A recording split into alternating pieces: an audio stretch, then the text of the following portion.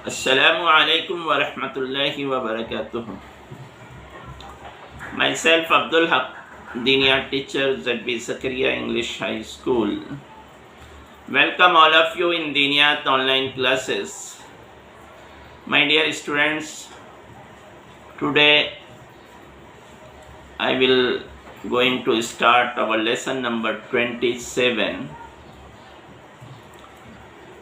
Surah Al-Fil.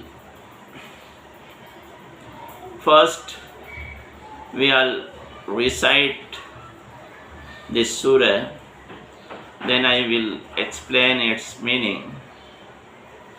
So you all recite this surah with me. أعوذ بالله من الشيطان الرجيم. بسم الله الرحمن الرحيم.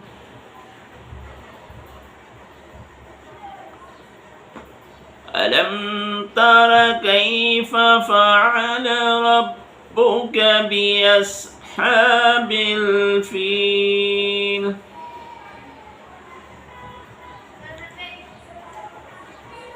ألم يجعل كيدهم في تضليل.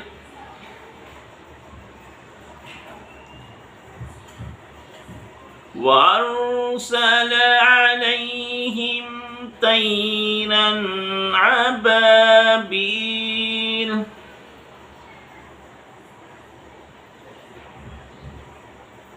ترميهم بحجارة من سجيل.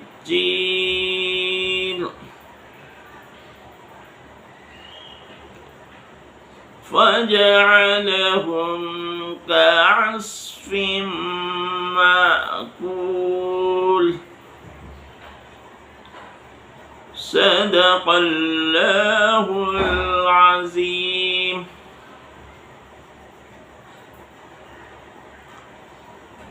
I seek refuge of Allah from Shaitan, the disgraced one. In the name of Allah, most gracious, most merciful. Have you not seen how your Lord dealt with the people of the elephant? Did he not make their evil plan a failure?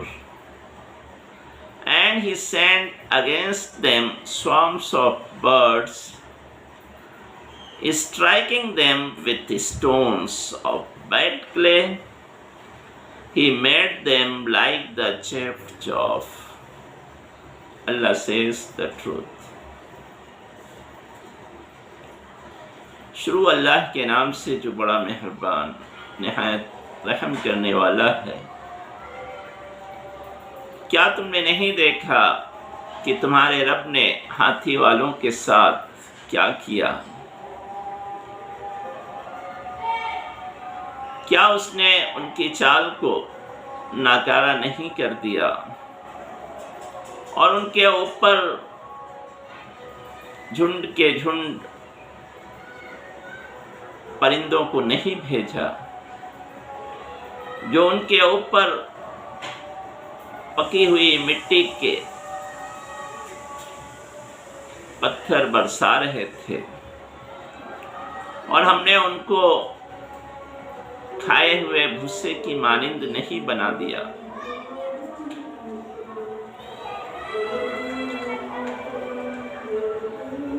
ये सूरह जो अभी मैंने आपके सामने पढ़ी,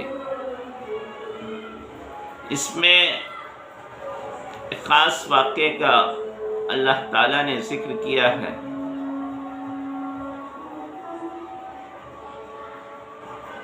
ये वो वाक़या है जो अल्लाह के रसूल सल्लल्लाहु अलैहि वसल्लम की विलादत से, पैदाइश से सिर्फ 50 दिनों पहले पेश आया था और जिससे अरब के लोग अच्छी तरह वाकिफ़ थे اور انہوں نے اپنی آنکھوں سے اللہ کی قدرت کا کرشمہ دیکھا تھا، اور یہ دیکھنے کے بعد بھی وہ اللہ پر ایمان لانے کو تیار نہیں تھے۔ اور اس میں ایسے لوگوں کا انجام بھی بتایا گیا جو طاقت اور اقتدار کے نشے میں چور ہوتے ہیں اور دوسروں پہ حملہ آور ہوتے ہیں۔ تو ایسے لوگوں کا انجام کیا ہوتا ہے؟ تو آئیے دیکھتے ہیں اس سورہ میں دراصل کیا واقعہ بیان کیا گیا ہے، اس کو میں مختصراً آپ کے سامنے بیان کر دوں گا۔ دیکھیے پہلی آیت ہے أَلَمْ تَرَ كَيْفَ فَعَلَ رَبُّكَ بِأَصْحَابِ الْفِيلِ، کیا تم نے نہیں دیکھا کہ تمہارے رب نے ہاتھی والوں کے ساتھ کیا کیا؟ یہ ہاتھی والے کون تھے؟ عرب سے قریب ایک ملک تھا یمن، جہاں ایک عیسائی بادشاہ ابرہہ حکومت کرتا تھا، اور اس کو اصل میں خانہ کعبہ کو دیکھ کر اور عربوں کی عزت و عظمت کو دیکھ کر ایک طرح کا حسد پیدا ہو گیا تھا، اور وہ چاہتا تھا کہ کسی طرح سے وہ عظمت و عزت اسے حاصل ہو جائے۔ چنانچہ اس نے اپنے یہاں ایک بہت بڑا کلیسا بنوایا، اور اس نے یہ سوچا کہ عرب کے سارے لوگ جس طرح خانہ کعبہ حج کے لیے جاتے ہیں ویسے ہی اب ہمارے کلیسا کی طرف آئیں، اور اسی لیے اس نے ارادہ بنایا کہ خانہ کعبہ کو ڈیمولش کر دیا جائے اور اس کو ڈھا دیا جائے، تاکہ لوگ اس کا رخ کرنے کے بجائے ہمارے کلیسا کی طرف آنے لگے اور ہم کو وہی عزت و ناموس حاصل ہو جائے۔ اسی لیے اس نے ایک بڑی فوج لے کر، جس میں ہاتھی کثرت سے تھے، خانہ کعبہ کو ڈھانے کے لیے مکہ پر حملہ کیا، لیکن اللہ تعالیٰ نے ان کی اس چال کو ناکام بنا دیا۔ أَلَمْ يَجْعَلْ كَيْدَهُمْ فِي تَضْلِيلٍ، کیا تم نے نہیں دیکھا کہ ہم نے ان کی چال کو ناکام بنا دیا ہے؟ وہ تو بڑی فوج لے کر چلے تھے، نشے میں نکلے تھے کہ آج خانہ کعبہ کو ڈھا دیں گے، لیکن اللہ تعالیٰ نے ان کی ساری تدبیروں کو ناکام بنا دیا۔ جب وہ مکہ کے قریب پہنچے تو مکہ کے لوگوں میں اتنی طاقت نہیں تھی کہ اس فوج کا مقابلہ کر سکتے۔ انہوں نے اللہ سے دعا کی، اللہ تو اپنے گھر کی حفاظت فرما۔ چنانچہ اللہ نے جب یہ فوج ابرہہ کی مینا کے قریب پہنچی وادی محصر میں، تو ان کے اوپر اللہ نے چڑیوں کا جھنڈ بھیجا۔ وَأَرْسَلَ عَلَيْهِمْ طَيْرًا أَبَابِيلَ، کہ اس نے ان کے اوپر چڑیوں کا جھنڈ بھیجا، اور وہ چڑیا کیا تھے؟ تَرْمِيهِمْ بِحِجَارَةٍ مِّن سِجِّيلٍ، جو پکی ہوئی مٹی کے پتھر سنگریزے ان کے اوپر برسا رہی تھی، ان کے اوپر مار رہی تھی۔ اس کے نتیجے میں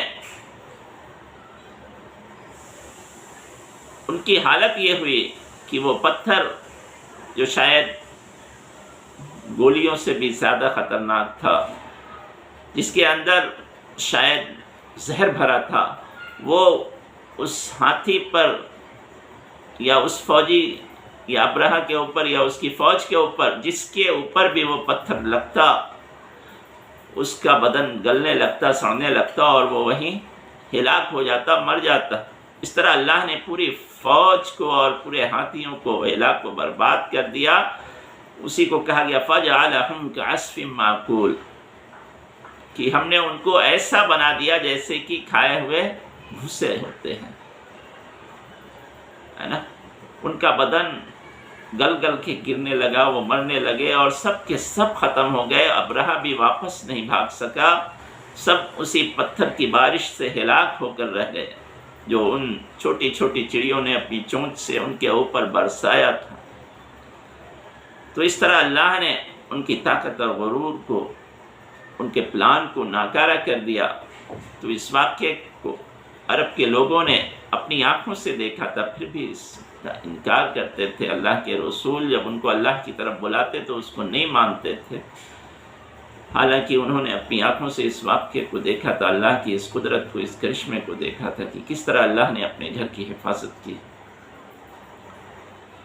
اللہ تعالی ہمیں قرآن پاک کو سمجھنے اور اس پر عمل کرنے کی توفیق عطا فرمائے، آمین۔ Thank you very much.